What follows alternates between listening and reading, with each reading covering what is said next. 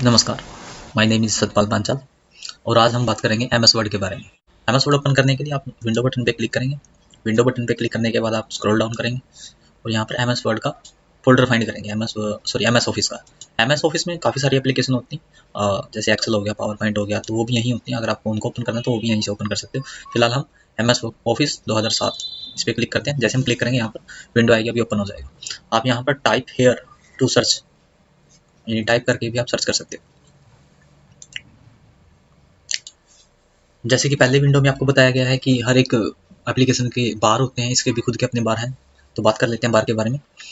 सबसे पहले जो यहाँ पर डॉक्यूमेंट 1 या माइक्रोसॉफ्ट लिखा हुआ है, ये यहाँ से लेके यहाँ तक ये जो है आपका टाइटल बार होता है। उसके बाद है आपका ये, इसे बोलते हैं quick access tool bar, quick access tool bar. और ये है आपका ऑफिस बटन, इसे बोलते हैं ऑफिस बटन। ये है हमारे menu tab, home tab, insert या मेनू बार भी बोल सकते हैं इसको। और ये जो नीचे आया हुआ क्लिपबोर्ड फ़ॉन्ट, ये हर एक टैब के अलग अलग होते हैं। तो इस बार को बोला जाता है रिबन बार। इस बार को रिबन बार बोला जाता है। ये यहाँ तक होता है, ये सारा रिबन बार आता है। इसके नीचे थोड़ा आते हैं तो यहाँ पर देखो कुछ 1 2 3 ऐसा कुछ लिखा होगा।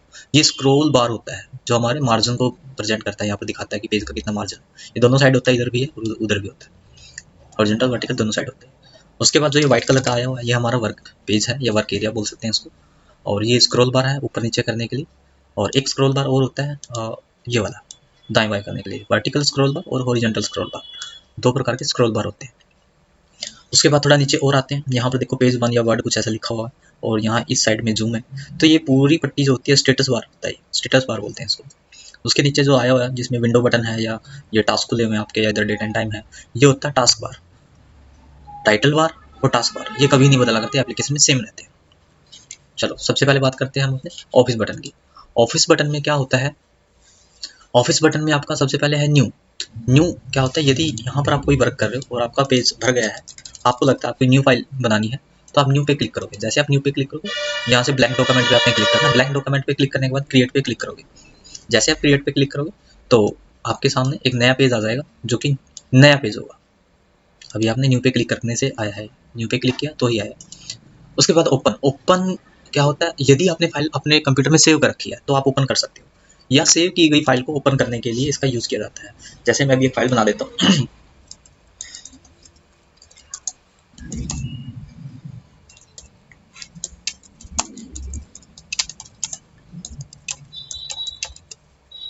ये आपने कुछ वर्क लिखा और इसको हम सेव कर सकते हैं। सेव करने के लिए क्या करेंगे, सेव पे क्लिक करेंगे। यहाँ पर ऑफिस बटन में सेव होता है, या यहाँ पर कस्टमाइज में या क्विक एक्सेस टूल बार में यहाँ पर सेव होता है। तो आपने सेव पे क्लिक किया। जैसे आप सेव पे क्लिक करते हो तो यहाँ पर क्या होता है, फाइल नेम आएगा। आप यहाँ पर है ना कुछ भी नाम डाल दो। मैंने कंप्यूटर डाल दिया, कंप्यूटर।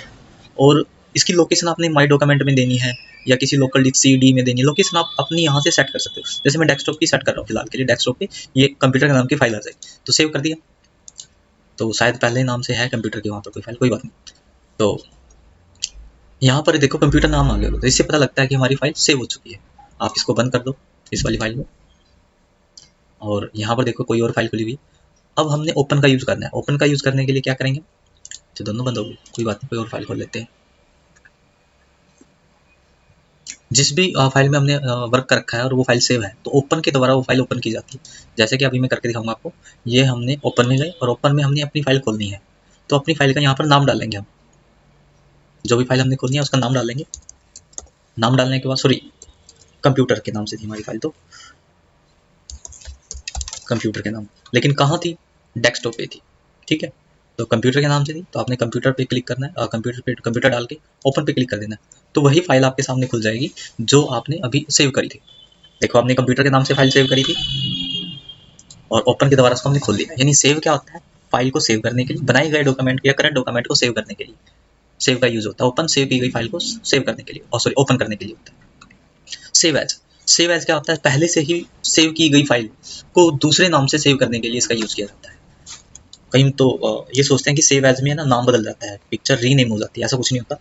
और जैसे मैंने इसके अंदर कुछ वर्क कर दिया और अब मैं सेव पे क्लिक करूंगा, तो सेव पे क्लिक करने से क्या हो रहा है, जो ये वाला वर्क हमने बाद में लिखा था, ये वाला वर्क ये इसमें सेव हो गया। लेकिन इसने ये बार बार नाम नहीं मांगेगी कि जितनी बार हम सेव पे क्लिक करेंगे उतनी बार ही फाइल का नाम देना पड़ेगा हमें।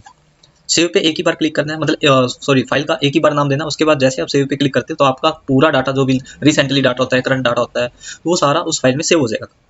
और सेव एज क्या होता है, यदि यही फाइल मैंने किसी अनदर नेम से सेव करनी है तो सेव एज पे मैंने क्लिक किया और यहाँ पर मैं इसको किसी और नाम से डाल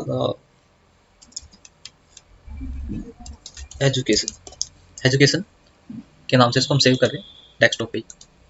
तो अब यहाँ देखो एजुकेशन हो जाएगा आपका, हाँ हो गया देखो। तो पहले यहाँ पर कंप्यूटर था, अब एजुकेशन हो गया, यानी हमने एजुकेशन के नाम की फाइल बना ली है अलग से। सेव एज में क्या होता है, एक टेम्परेरी फाइल क्रिएट होती है, सॉरी डुप्लीकेट फाइल क्रिएट होती है जो कि आप अलग नाम से बना सकते हो। ये कंप्यूटर के नाम से भी सेव आपकी फाइल में और एजुकेशन के नाम से भी सेव है। तो ऐसा नहीं है कि सेव एज करने से फाइल का नाम बदल जाता है। और यदि सेव एज में आपने जैसे कई बार होता है कि हमने 2003 वर्जन में या किसी और पुराने वर्जन में सेव करना है तो आप यहाँ से उसका भी यूज़ कर सकते हो। उसके बाद है प्रिंट। प्रिंट में क्या है, प्रिंट जो भी आपने डॉक्यूमेंट बनाया उसका यदि आपको लगता है प्रिंट निकालना चाहिए तो आप प्रिंट निकाल सकते हो। लेकिन प्रिंट निकालने से पहले आपको उसका प्रीव्यू पता होना चाहिए कि ये प्रीव्यू कैसे है। मैं कोई और पेज खोल लेता हूँ, जैसे ये है, हाँ ठीक है। तो यहाँ पर हमने प्रिंट निकालना है इसका। प्रिंट निकालने से पहले हम इसका प्रिंट प्रीव्यू देखेंगे कि ये कैसा आता है हमारे पेज के ऊपर। हम इसका प्रिंट प्रीव्यू देखते हैं, तो प्रिंट प्रीव्यू पे क्लिक करोगे तो इस प्रकार का ये प्रीव्यू आया हुआ है। ये प्रिंट का प्रीव्यू दिखा रहा है कि जब हम प्रिंट निकाल लेंगे तो इस प्रकार का प्रीव्यू आएगा। तो यहाँ पर क्या करेंगे, अब हम जब हमें लगता है कि हमारा जो प्रिंट हमने निकालना था वो बिल्कुल परफेक्ट है, हमने प्रिंट प्रीव्यू में देख लिया है, फिर हम प्रिंट पे क्लिक करते हैं। जब तक हमें कंफर्म नहीं होगा प्रिंट प्रीव्यू में कि हमारा प्रिंट बिल्कुल सही नहीं आ रहा, तब तक हम प्रिंट नहीं करते। प्रिंट जैसे आप प्रिंट पे क्लिक करते हो, प्रिंट पे क्लिक करने के बाद यहाँ पर आपके कंप्यूटर के अंदर जितने भी प्रिंटर इंस्टॉल होते हैं, एक है दो है, उनकी लिस्ट यहाँ पर आ जाएगी। उसको आपने सेलेक्ट करना है, सेलेक्ट करने के बाद ओके कर देना है। जैसे आप ओके करोगे तो आपका जो कंप्यूटर से प्रिंटर कनेक्टेड है उससे प्रिंट निकल जाएगा, ठीक है। अच्छा, उसके बाद है हमारा प्रिपेयर। प्रिपेयर में सबसे पहले प्रॉपर्टी। प्रॉपर्टी में क्या होता है कि आप किसी डॉक्यूमेंट की प्रॉपर्टी सेट कर सकते हो। कैसे, जैसे यही डॉक्यूमेंट था अभी जो आपके सामने था, ये वाला, ठीक है, XYZ के नाम से। तो इसकी हम प्रॉपर्टी देना चाहते हैं। आप कुछ भी प्रॉपर्टी दे सकते हैं। जैसे आप यहाँ पर प्रॉपर्टी पे क्लिक करोगे, प्रॉपर्टी विंडो आएगी। जैसे ऑथर कौन है इसका, ठीक है, आप ऑथर का नाम डाल सकते हो। तो आपने करनाल डाल दिया या कुछ भी डाल सकते हो। टाइटल भाई क्या है, ये ट्रेनिंग है या कुछ भी, टाइटल MS वर्ड। सब्जेक्ट क्या है, मान लेते हैं कंप्यूटर है। आपको जो डालना है वो डालना, मैं सिर्फ डेमो दिखा रहा हूँ। कीवर्ड में डालना कुछ डालो, कैटेगरी में भी कंप्यूटर ही आएगा, कंप्यूटर से रिलेटेड है कुछ। और यहाँ पर स्टेटस में कुछ डालना है, और कमेंट में कुछ डालना हो, this page have information about of something, ठीक है, कुछ भी डालना है आप ये डाल सकते हो। तो ये डालने के बाद आपने कुछ नहीं करना, सेव पे क्लिक करना है। सेव पे क्लिक करने के बाद आपने इसको क्लोज कर देना है फाइल को। और जहाँ ये फाइल है आपकी XYZ के नाम से दिशा है, यही है। तो यहाँ पर जब आप ऐसे क्लिक नहीं करना, सिर्फ माउस लेके जाना। तो यहाँ देखो ऑथर में करनाल आया हुआ है, टाइटल में MS वर्ड आया हुआ है, सब्जेक्ट में कंप्यूटर आया हुआ है, और दिस पेज है हमने समथिंग कुछ लिखा था तो वो भी आया हुआ है। तो प्रॉपर्टी ऐसे दी जाती है। प्रॉपर्टी देने के बाद आपका डॉक्यूमेंट ऐसे शो करेगा। जैसे इस पे हम आ रहे हैं तो यहाँ पर देखो कुछ नहीं आ रहा, इसमें सिर्फ ट्रेनिंग सर्टिफिकेट आ रहा है, और यहाँ पर पूरी डिटेल आएगी उसकी। और अगर आपने पूरी डिटेल डालनी है, प्रॉपर्टी में जाएंगे, प्रॉपर्टी में जाने के बाद यहाँ पर डिटेल पे क्लिक करेंगे। डिटेल में देखो MS वर्ड, कंप्यूटर, ये जो हमने डाला था वो यहाँ पर आ जाएगा, आया हुआ है ना। आगे है हमारा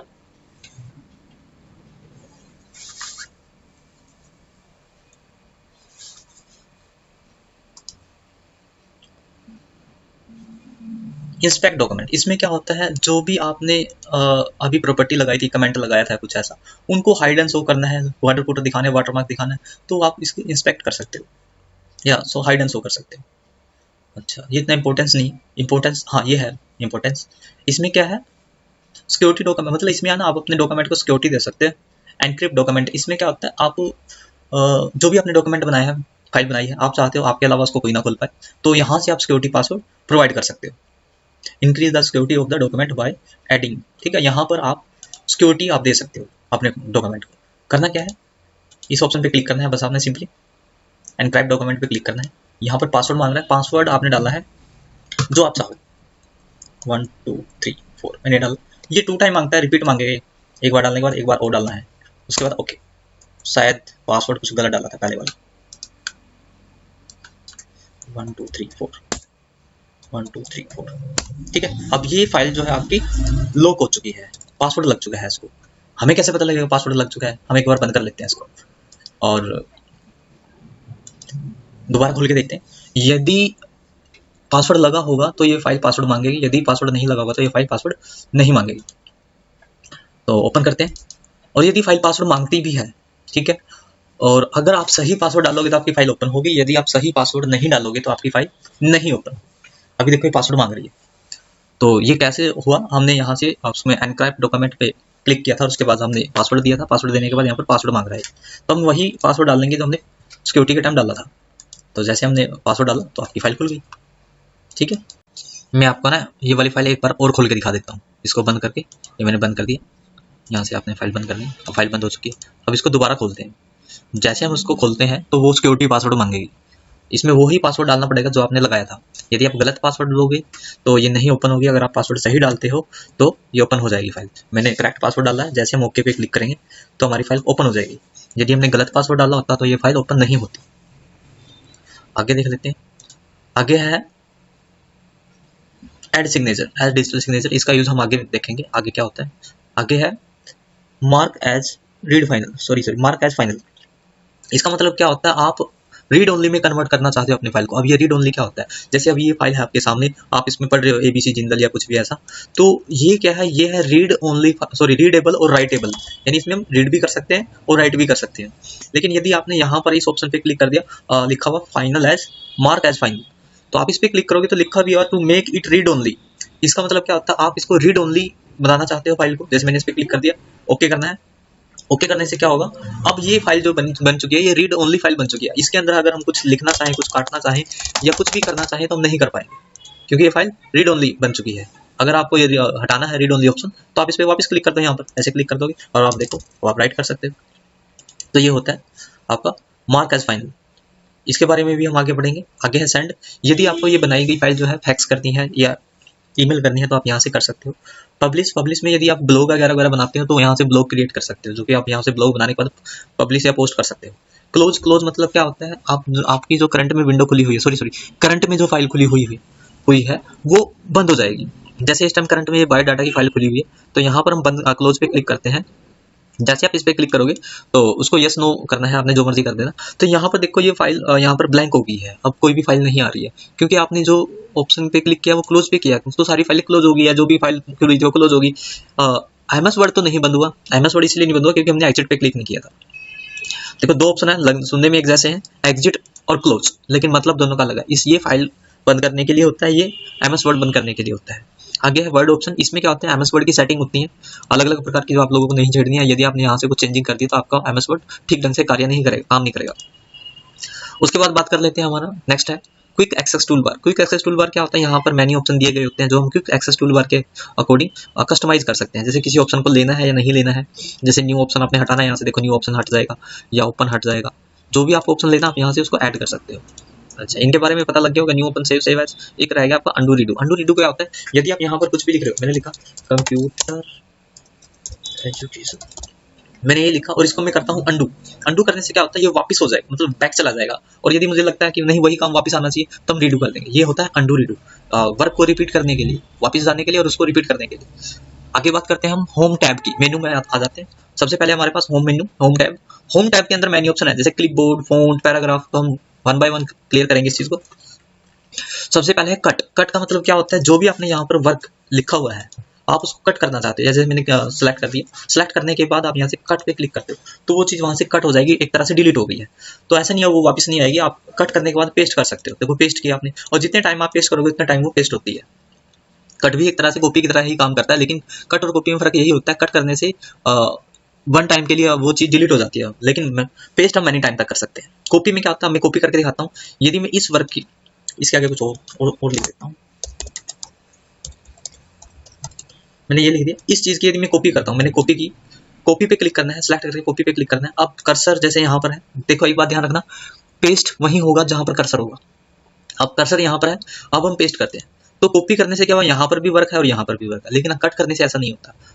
कॉपी में भी ऐसा ही है, वन टाइम आपने कॉपी करना और मैनी टाइम तक आप पेस्ट कर सकते हैं, जितना टाइम आप चाहो। उसके बाद है फॉर्मेट पेंटर। फॉर्मेट पेंटर में क्या होता है, आपने यदि किसी वर्क को कोई स्टाइल दिया हुआ है, जैसे मैं इसको कोई स्टाइल दे देता हूँ, मैंने इसको कलर दे दिया या यहाँ से कोई स्टाइल दे दिया, कुछ भी हो सकता है वो स्टाइल। जैसे तो सिंपल ही लग रहा है मुझे। कोई स्पेशल स्टाइल जैसे ये वाला स्टाइल दे दिया हमने और इसको कोई साइज बड़ा कर दिया। सेम यही स्टाइल मुझे इस पे लगाना है। मुझे नहीं पता ये कौन सा स्टाइल लगा हुआ है, वैसे तो आप यहाँ से पता कर सकते हैं, लेकिन फिर भी आपको यदि सेम स्टाइल लगाना है, सेम कलर लगाना है, जो भी यहाँ पर आपको फॉर्मेटिंग दी गई है वो सारी सेम करनी है अपने इस पे। तो आपने फॉर्मेटेड टेक्स्ट को सिलेक्ट करना है। फॉर्मेट टेक्स्ट को सिलेक्ट करने के बाद फॉर्मेट पेंटर पे क्लिक करना है। जैसे आप फॉर्मेट पेंटर पे क्लिक करोगे, यहाँ पर आओगे तो इस कर्सर के साथ एक ब्रश का निशान आ जाएगा। अब क्या करना है, आपने जिस भी वर्क पे ये वाली फॉर्मेटिंग डालनी है उसको अपने से सिलेक्ट करना है और सिलेक्ट करने के बाद माउस से बटन छोड़ देना है। जैसे ही आप सिलेक्ट करके हटाओगे अपने माउस से बटन, तो वैसे ही उसकी फॉर्मेटिंग उसमें पेस्ट हो जाएगी। इस ऑप्शन का किस लिए यूज होता है? इस ऑप्शन का यूज होता है एक टेक्स्ट की फॉर्मेटिंग दूसरे में पेस्ट करने के लिए। उसके बाद है फ़ॉन्ट। फ़ॉन्ट में सबसे पहले होता है हमारा फ़ॉन्ट स्टाइल होता है, वैसे तो फ़ॉन्ट फेस ही बोलते हैं इसको। लिखा हुआ चेंज द फ़ॉन्ट फेस, यानी फ़ॉन्ट स्टाइल बदलने के लिए। यहाँ पर आप जो मर्जी स्टाइल दो, अपने टेक्स्ट को आप दे सकते हो, जैसा आपको ठीक लगता है आप वैसा डिजाइन दे सकते हो। टेक्स्ट देखो पीछे आप ही रखो। ये साइज आप कम कर सकते हो, जैसे मैंने कम कर दिया, ज़्यादा करना अपने ज़्यादा भी कर सकते हो।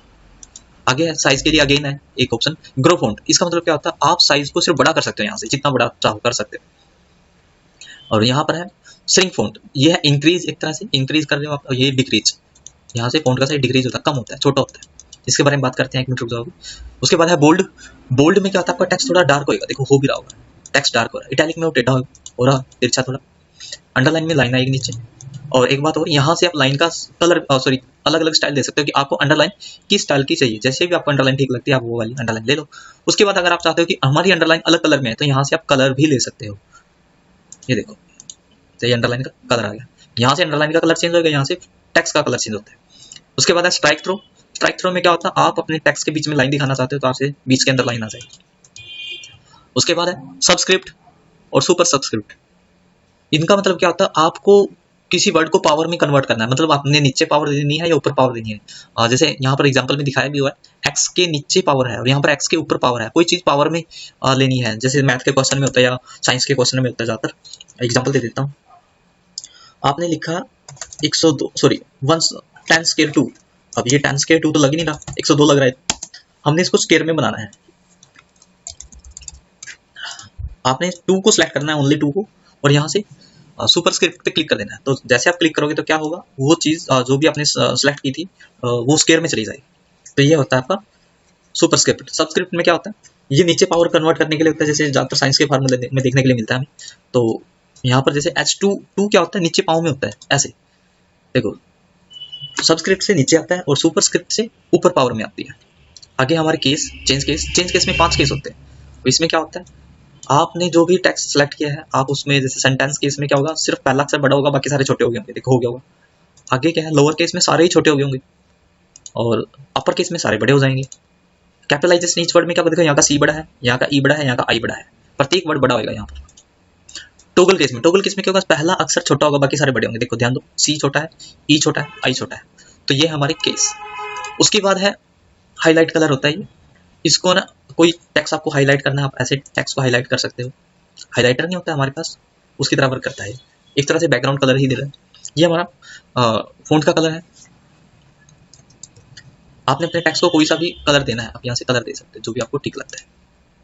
मैंने ये ऑप्शन चढ़वा दिया था। अब बताऊंगा क्लियर फॉर्मेटिंग। क्लियर फॉर्मेटिंग क्या होती है, आपने अपने टेक्स्ट के ऊपर कोई भी फॉर्मेटिंग लगाई हुई है, आप चाहते हो ये फॉर्मेटिंग हट जाए, हमारा टेक्स्ट नॉर्मल हो जाए, तो आप क्लियर फॉर्मेटिंग पे क्लिक करोगे, आपकी सारी फॉर्मेटिंग हट जाएगी, आपका टेक्स्ट नॉर्मल हो जाएगा। तो ये था फ़ॉन्ट। उसके बाद है पैराग्राफ। पैराग्राफ में क्या है आपका, पैराग्राफ के अंदर पहला ऑप्शन है बुलेट। बुलेट में क्या आता है, आप ऐसे वर्क को सिलेक्ट करना है और किसी भी बुलेट पे आपने क्लिक करना है। जैसे इस पे ऐसी आ रही है, ये ऐसा आ रहा है, ये ऐसा आ रहा है, ये ऐसा, ठीक है, जैसे ऐसे आ रहा है, इसका साइज थोड़ा बड़ा कर देते हैं। तो ये क्या होती है, बुलेट आपको सिर्फ वन टाइम इंसर्ट करनी है, उसके बाद आपने एंटर करना है और अपना वर्क टाइप करना है, आपकी बुलेट कंटिन्यू रहती है। यदि आप बुलेट की जगह नंबरिंग लेना चाहते हो तो आप नंबरिंग भी ले सकते हो। और नंबरिंग में जैसे ये देखो, यहाँ पर नंबरिंग आ गई है, 1 2 3 आ गया, ठीक है। 1 2 3 ऐसे में लेना है, या ABCD ऐसे लेनी है, या ऐसे लेनी है आपको। कैसे भी आपको यहाँ पर नंबरिंग रिक्वायर्ड है, आप ले सकते हो। जो अभी आपको रोमन में लेनी है जैसे, या छोटी रोमन में लेनी है, जैसे आपको ठीक लगती है आप ले सकते हो, ठीक है।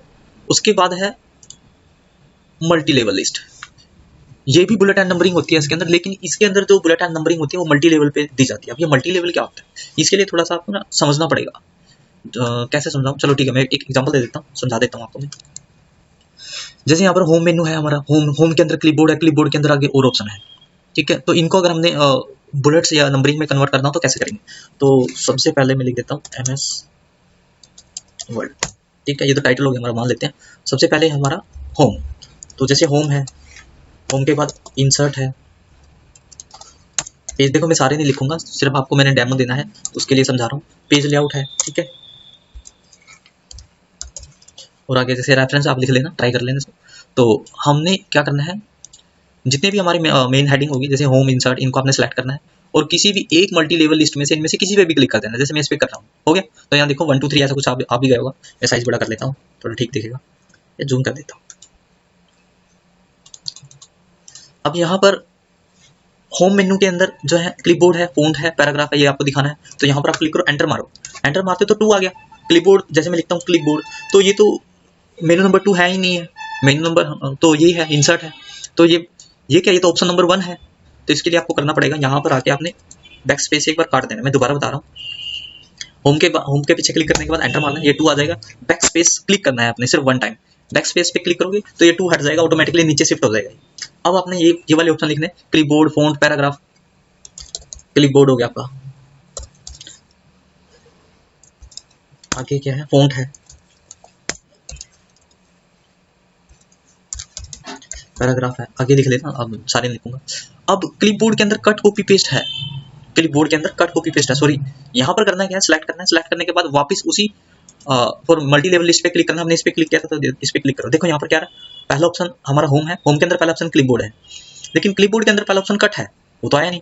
तो वो भी कैसे आएगा, यहाँ पर आप क्लिक करो, एंटर मारो, एंटर मारोगे तो यहाँ पर बी आ जाएगा। 1 बैक स्पेस काटो, बैक स्पेस प्रेस करोगे 1 टाइम, ऐसे करोगे तो बी कट गया, नीचे आ जाएगा। अब ये वाले ऑप्शन लिख सकते हो, कट कॉपी पेस्ट, या आगे आपने फॉर्मेट में एंटर लिखना तो लिख सकते हो, फॉर्मेट में, फॉर्मेट, ठीक है। अब वापस इसको सिलेक्ट करना, सिर्फ इनको सिलेक्ट करना और किसी को नहीं सिलेक्ट करना। यहाँ पर आप ऐसे उसी ऑप्शन पे क्लिक कर दो। देखो इनकी जगह कोई और आपका डॉक्यूमेंट भी हो सकता है, जरूरी नहीं कि आप यही बनाओगे, लेकिन पहले प्रैक्टिस इस पे कर लेना, उसके बाद आप अपने डॉक्यूमेंट के अकॉर्डिंग बना सकते हो। अब यहाँ देखो, ये मेन टॉपिक हो गया, ये हमारा पहला ऑप्शन है होम, होम के अंदर पहला ऑप्शन क्लिपबोर्ड, क्लिपबोर्ड के अंदर पहला ऑप्शन कट। तो ये होता है मल्टी लेवल लिस्ट। इस प्रकार आप यहाँ फॉन्ट की दे दोगे, पैराग्राफ, इंसर्ट की, इनकी सभी की दे दोगे। उसके बाद इंडेंट, इंडेंट में क्या होता है, इंडेंट पहले अलाइनमेंट देख लेते हैं। अलाइनमेंट क्या होता है, अलाइनमेंट देखो मेनली तो 3 होते हैं, जस्टिफाई भी होता है, वो भी बताएंगे। जैसे ये बीच में आ गया, यहाँ से सेंटर में, और ये राइट में चला गया, जस्टिफाई भी बता रहा हूँ फिर जो। लेकिन हमें डॉक्यूमेंट हल्का सा शिफ्ट करना है इधर, तो उसके लिए इंडेंट का यूज किया जाता है। जैसे इधर करना है, इधर करना है, इधर करना है, कितना करना है, ये इंक्रीज इंडेंट है आपका, देखो लिखा भी आएगा इंक्रीज इंडेंट। तो ऐसे आप इंक्रीज कर सकते हैं, और वापस आपको इसको शिफ्ट करना है तो वापस आप डिक्रीज कर सकते हो। ये आपका इंक्रीज और डिक्रीज, इंक्रीज इंडेंट और डिक्रीज इंडेंट। उसके बाद है सोर्ट, सोर्ट में क्या होता है, आपको यहाँ पर नाम लिखने पड़ेंगे, और सॉरी नाम नहीं, कुछ भी आप डाटा लिखो, आपकी मर्जी है, आप न्यूमेरिक लिखो, अल्फाबेटिक लिखो। मैं नाम लिख देता हूँ कुछ, सेवा।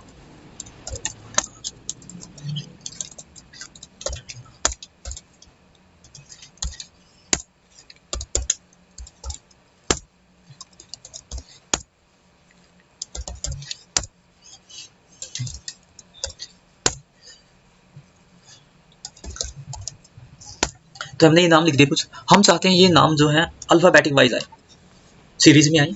तो इसके लिए आपको सोर्ट पे क्लिक करना पड़ेगा। जैसे सोर्ट पे क्लिक करोगे, यहाँ पर असेंडिंग और डिसेंडिंग 2 ऑप्शन है, दोनों में से किसी पे भी क्लिक कर देना। मान लो पहले हम असेंडिंग पे क्लिक करते हैं, ओके करते हैं, तो देखो ए किया है पहले नाम, फिर बी सी डी ऐसे कुछ आएगा। यदि आप इसको डिसेंडिंग करते हो तो देखो अब ये यहाँ से ए स्टार्ट हो रहा है, अपोजिट हो जाएगा, असेंडिंग और डिसेंडिंग ऑर्डर में सेट हो जाएंगे।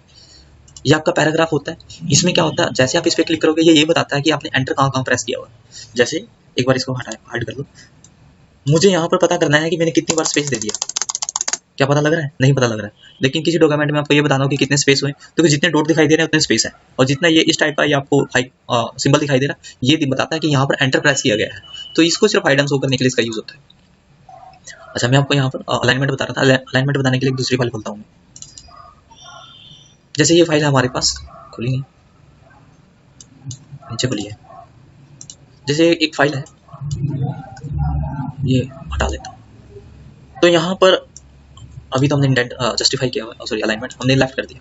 तो लेफ्ट में देखो ये लाइनिंग है ना, बराबर नहीं हो रही है, कोई आगे है कोई पीछे है, ऐसा कुछ है। हम चाहते हैं ये लाइन इक्वल हो जाए, बराबर हो जाए। तो इसके लिए आपको ना वर्क को सिलेक्ट करना पड़ेगा। वर्क को सिलेक्ट करने के बाद जस्टिफाई पे क्लिक करना। देखना क्या होगा, जैसे आपने जस्टिफाई पे क्लिक किया तो ये लाइन इक्वल होगी। तो लाइनों को इक्वल करने के लिए जस्टिफाई का यूज किया जाता है। आगे है लाइन स्पेसिंग। लाइनों के बीच में स्पेस लेना है आपने, कितना लेना है आप उतना स्पेस ले सकते हो। लाइनों के बीच में स्पेस लेने के लिए इसका यूज होता है। ये है हमारा शेडिंग। देखो शेडिंग और हाईलाइट कलर दोनों एक जैसे ही होते हैं, लेकिन कुछ कुछ डिफरेंस है। जैसे मैंने ये वाला वर्क यहाँ से हाईलाइट करना है तो मैं यहाँ पर ये वाला कलर कर रहा हूँ, लेकिन अगर मुझे ये वाला वर्क शेडिंग करना है येलो कलर से ही करूंगा, लेकिन होगा क्या, सेम लाइन में आ जाता है वैसे तो कोई बात नहीं, लेकिन इसमें क्या होता है पूरी लाइन में आ जाता है। एक तरह से सेम चल रहा भी तो कोई बात नहीं। तो ये क्या होता है, ये हाईलाइट कलर होता है आपका, ये शेडिंग कलर होता है। दोनों एक जैसे ही चलते हैं, ये भी बैकग्राउंड में आता है, ये भी बैकग्राउंड में आता है। लेकिन कई बार क्या होता है, ये पूरी लाइन में आता है, वो पूरी लाइन में नहीं आता। यहाँ शायद देख लेते हैं, यहाँ भी नहीं आ रहा, शायद जस्टिफाई लगा रखो इस वजह से ना कुछ, लेकिन वर्क दोनों का सेम है। ये भी बैकग्राउंड कलर दिखाएगा, वो भी बैकग्राउंड कलर ही दिखाएगा आपको। उसके बाद है बॉर्डर। बॉर्डर में क्या होता है, आप वैसे तो इसका यूज एक्सेल में किया जाता है ज्यादातर, लेकिन यहाँ पर आपने यदि बॉर्डर देना है, आप अपने उसको बॉर्डर दे सकते हो। जैसे ये बॉर्डर आ गया, देखो इस टाइप पे बॉर्डर आया, बस लाइनिंग आ जाएंगे, बाउंड्री अराउंड हटाना है तो नो बॉर्डर पे क्लिक करो तो हट जाएगा। तो ये था आपका पैराग्राफ। पैराग्राफ के बाद है स्टाइल। स्टाइल मतलब आप अपने वर्क को स्टाइल दे सकते हो, डिफरेंट डिफरेंट। वो आपके ऊपर है कि आप अपने वर्क को कैसा स्टाइल दे रहे हो। जैसा आप स्टाइल देना चाहो ऐसा स्टाइल आ जाएगा, लेकिन देखना पड़ता है कि वर्क किस हिसाब का है, उसी हिसाब से स्टाइल की हेडिंग देनी पड़ती है, टाइटल देना पड़ता है, सब टाइटल देना पड़ता है। ऐसे आंख मीच के तो नहीं क्लिक कर सकते कहीं पर। जैसे एमएस वर्ड है, एमएस वर्ड क्या हो सकता है, हेडिंग हो सकती है, हो भी सकती है, लेकिन हम इसको टाइटल मान लेते हैं कि एमएस वर्ड टाइटल है। होम क्या हो सकता है, होम होम हेडिंग हो सकती है, हेडिंग 1 मान लेते हैं इसको। क्लिपबोर्ड क्या हो सकता है, क्लिपबोर्ड ऑप्शन तो नहीं है लेकिन हेडिंग है, लेकिन हेडिंग 1 में नहीं आएगा, ये हेडिंग 1 तो होम है, तो हम इसका हेडिंग 2 मान लेते हैं। वो आपके ऊपर, आप जोन सी मर्जी मानो, आप हेडिंग 3 भी मान सकते हैं। आगे कट कॉपी पेस्ट, ये हेडिंग नहीं है, ये क्या है, ये ऑप्शन है। आप इनको कोई फॉर्मेटिंग देना चाहो तो दे सकते हो, नहीं देना चाहो तो आप ऐसे सिंपली छोड़ भी सकते हो। अब फॉन्ट क्या है, फॉन्ट फॉन्ट तो हेडिंग है, हेडिंग 2। ऐसे आप 1 बाय 1। पैराग्राफ भी हेडिंग 2 है, इनको हेडिंग देंगे, ये हेडिंग 1 में आएगा। तो ये दे तो दिया आपने, कुछ इस प्रकार का लुक आया, लेकिन ये तो स्टाइल ठीक से नहीं लग रहा, ठीक नहीं बना। कोई बात नहीं, आपने सिर्फ एक बार स्टाइल देना। स्टाइल देने के बाद आप यहाँ से चेंज स्टाइल में जाएंगे। चेंज स्टाइल में जाने के बाद यहाँ पर देखो, आप जिस भी स्टाइल पे आप क्लिक करोगे, देखो आपको स्टाइल चेंज होते रहेंगे और अच्छे अच्छे स्टाइल आएंगे। जो भी आपको स्टाइल अच्छा लगता है आप वो सिलेक्ट कर सकते हो। जैसे कि ये आया, ये आ गया, ये वही वर्क है जो आपने डिजाइन किया था, आपने बनाया था, अब डिजाइन दे रहे हो उसको, आप स्टाइल दे रहे हो। तो जो भी आपको ठीक लगता है इसमें से आप चूज कर लेना। जैसे मुझे ये मान लो ये सेट कर दिया। अब इसका स्टाइल पसंद है लेकिन मुझे कलर पसंद नहीं आया, तो यहाँ से आप चेंज कलर में जाओगे तो यहाँ से आप कलर बदल सकते हो। जैसा भी आपको कलर बेटर लगता है वैसा कलर सेलेक्ट कर सकते हो। ठीक है, कलर पसंद आ गया। टेक्स्ट का कलर नहीं पसंद आया,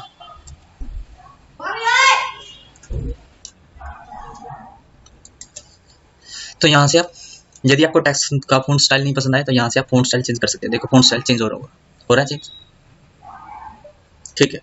तो यहाँ से आप फ़ॉन्ट स्टाइल चेंज कर सकते हो। उसके बाद है हमारा फाइंड। फाइंड क्या होता है, कोई वर्क आपने फाइंड करना हो, जैसे कोई वर्ड लिखा हो उसमें कुछ फाइंड करना है आपने, तो आप फाइंड कर सकते हो। जैसे मुझे यहाँ पर स्टूडेंट फाइंड करना है, तो यहाँ पर हम फाइंड में जाएंगे, फाइंड पे क्लिक किया, यहाँ पर स्टूडेंट, तो स्टूडेंट्स कर लेते हैं, स्टूडेंट्स ही है ज़्यादातर इसमें। तो फाइंड पे क्लिक करो, देखो जहाँ जहाँ स्टूडेंट होगा वहाँ वहाँ सिलेक्शन आती जाएगी, ठीक है। उसके बाद नहीं है तो मना कर दिया इसने। अब स्टूडेंट आगे है रिप्लेस। रिप्लेस, यदि आपने कोई वर्ड गलत लिख दिया अपने डॉक्यूमेंट के अंदर और वो मैनी टाइम है, आप उसको यहाँ से रिप्लेस कर सकते हो। आपको फाइंड करने की जरूरत नहीं है कहाँ कहाँ पर लिखा हुआ, कहाँ कहाँ पर नहीं। जैसे इसके अंदर लिखा हुआ है ज़्यादातर तो स्टूडेंट ही दिख रहा है मुझे, तो कोई बात नहीं, स्टूडेंट को ही कर लेते हैं। स्टूडेंट की जगह किसी नाम लिख लेते हैं, मान लेते हैं, ठीक है। स्टूडेंट की जगह हो जाए मोहन हो जाए, ठीक है। जहाँ जहाँ स्टूडेंट वहाँ वहाँ मोहन हो जाए। तो रिप्लेस हाल करो, तो देखो क्या हुआ, यहाँ पर स्टूडेंट था, यहाँ पर मोहन हो गया, यहाँ पर स्टूडेंट्स था, यहाँ पर मोहन हो गया। तो आपको देखना कि आपने कौन सा वर्ड रिप्लेस करना है, कौन सा वर्ड फाइंड में लगाना है, कौन सा वर्ड नहीं लगाना है। इसके बाद गो टू। गो टू में क्या होता है, आपने किस लाइन पे जाना है, यहाँ पर किस पेज पे जाना है। जैसे अभी तो हम एक ही पेज पे हैं, मान लो 2-3 ऐसे आगे पेज है आपके पास, एक पेज पे जाना है, 2 पेज पे जाना है, उसी का नंबर आप यहाँ पर लिख दो। जैसे 2 पेज पे जाना है, सिलेक्शन आ गया, आपने कोई सिलेक्शन दे रखी है उस पे जा सकते हो। लाइन, एक लाइन से दूसरी लाइन पे जा सकते हो। बुक मार्क, कमेंट, अभी तो आपने नहीं शायद समझ पाओ ये क्या चीज़ है, लेकिन यहाँ पर आके आप बुक मार्क और रेफरेंस, ये देखो क्रॉस रेफरेंस है, इंसर्ट है, हाँ यहाँ पर आ जाते हैं आपके। तो यहाँ पर आपको पता लगता है बुक मार्क ये रहा। तो फिलहाल लाइन तो पता होगा आपको कि किस लाइन पे जाना है, ठीक है। हमने यहाँ पर क्लिक कर दिया, लाइन को क्लिक करो। अभी हम किस लाइन पे हमें नहीं पता, हमें जाना है दूसरी नंबर लाइन पे, तीसरी नंबर लाइन के, जैसे 4th नंबर लाइन पे जाना है मुझे, गो टू। तो जहाँ 4th नंबर लाइन होगी हमारा कर्सर वहाँ चला जाएगा। अब देखो यहाँ पर 4th लाइन है, यहाँ पर हमारा कर्सर आ गया, हमने पहली नंबर लाइन पे जाना है, फर्स्ट पे गो टू, तो ट्रेनिंग पे चला गया देखो। तो ये आपका गो टू, सॉरी हाँ गो टू रिप्लेस भी हो चुका है। आगे आपका सेलेक्ट ऑल में आप पूरा वर्क सेलेक्ट कर सकते हो। और सेलेक्ट ऑब्जेक्ट में क्या होता है, सेलेक्ट ऑब्जेक्ट में यदि आपने अपनी वर्क के अंदर कोई पिक्चर, कोई शेप, कोई ऑब्जेक्ट इंसर्ट किया हुआ है, ठीक है, आप चाहते हो कि केवल वो सिलेक्ट हो, यानी आपका ऑब्जेक्ट, ओनली ऑब्जेक्ट सेलेक्ट हो, आपका वर्क सेलेक्ट ना हो। कैसे, जैसे अभी मैं ऐसे हाल सेलेक्ट कर रहा हूँ तो क्या हो रहा है, पीछे का बैकग्राउंड यानी पीछे जो टेक्स्ट लिखा हुआ है वो सिलेक्ट हो रहा है। और वैसे तो देखो ये भी हो रहा है ऑब्जेक्ट भी, लेकिन यदि हम यहाँ पर क्लिक कर देते हैं सेलेक्ट ऑब्जेक्ट पे, अब क्या होगा, अब केवल ऑब्जेक्ट ही सिलेक्ट होगा। यदि मैं ऐसे सिलेक्शन देने की कोशिश भी करूँ तो भी हमारा वर्क सेलेक्ट नहीं होगा, ऑब्जेक्ट सेलेक्ट होगा। अगर हम चाहते हैं हमारा ये वर्क भी सिलेक्ट हो तो हमें यहाँ से ये सिलेक्शन हटानी पड़ेगी। अब देखो हमारा वर्क भी सिलेक्ट हो रहा है और ये भी हो रहा है, दोनों ही। अच्छा, उसके बाद है select text with similar formatting. कहीं पर आपने सेम फॉर्मेटिंग दे रखी है, कहीं पर सेम फॉर्मेटिंग आ रही है, आप यहाँ पर क्लिक करोगे तो सेम फॉर्मेटिंग जहाँ जाओगे वो सिलेक्ट हो जाएगा। ये था आपका होम मेनू। और वीडियो बहुत ज़्यादा लंबी हो चुकी है, हम एक वीडियो में पूरे MS वर्ड के बारे में नहीं जानकारी दे सकते आपको। इंसर्ट ऑप्शन, आगे पेज लेआउट, रेफरेंस, इनकी जानकारी आपको अगले पार्ट में मिलेगी, जो कि वीडियो के डिस्क्रिप्शन में आपको मिल जाएगा या हमारे चैनल पे आप फाइंड कर सकते हो पार्ट 2 के नाम से। तो यदि वीडियो अच्छी लगी हो तो लाइक कर दें, सब्सक्राइब कर दें, हो सके तो शेयर भी कर दें। और आज की वीडियो में इतना ही, धन्यवाद, थैंक यू।